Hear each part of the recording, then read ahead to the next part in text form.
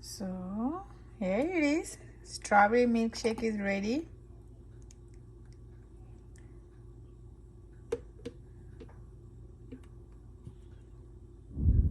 আসসালামু আলাইকুম, কেমন আছেন সবাই? আজকে খুব সুন্দর একটা রেসিপি শেয়ার করব। খুবই সিম্পল এবং সহজ। এই রমজানে এই টাইপের ঠান্ডা টাইপের রেসিপি আপনাদের খুবই ভালো লাগবে। বাচ্চা থেকে একদম বয়স্ক সবাই পছন্দ করবেন।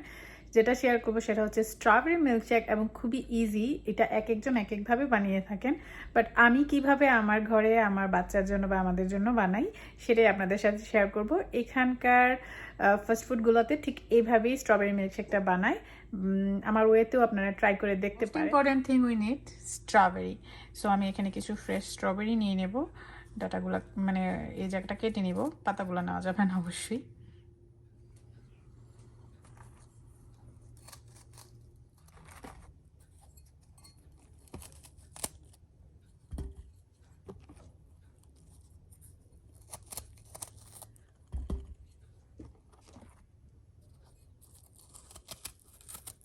তো এই যে আমি এখানে কিছু স্ট্রবেরি ধুয়ে নিয়েছি, ক্লিন করে নিয়েছি। তো আমি এখন গ্রিক ইয়োগার্ট দিয়ে দিব আন্দাজ মতো, 3 টেবিল চামচ পরিমাণ।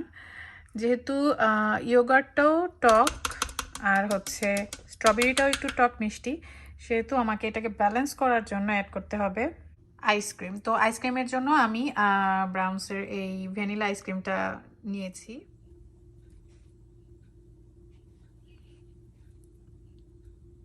ভ্যানিলা ফ্লেভারটা যে কোনো মিল্কশেকে অ্যাড করা যায়, আর যদি ভ্যানিলা আইসক্রিম না থাকে হুইপ ক্রিম এবং সুগার অ্যাড করলেও চলবে বা কনডেন্স মিল্ক অ্যাড করলেও চলবে, বাট এটা দিয়ে খুব বেশি টেস্ট হয়। বিকজ আইসক্রিমে তো হুইপ ক্রিম আছেই, প্লাস হচ্ছে সুইটনেস অ্যান্ড ক্রিমিনেস দুটাই বজায় থাকে।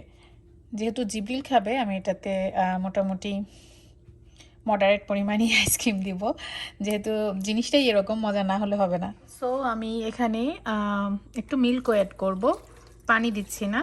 আমি পুরোটাই ক্রিমি একটা টেক্সচার রাখার চেষ্টা করতেছি। যদি প্রয়োজন পড়ে পরে আরও অ্যাড করব, মনে হয় না প্রয়োজন পড়বে তারপরেও। So টানটানা,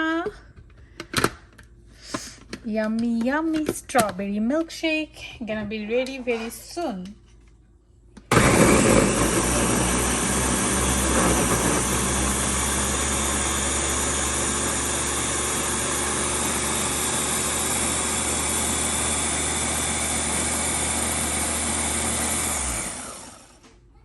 So here it is. Strawberry milkshake is ready.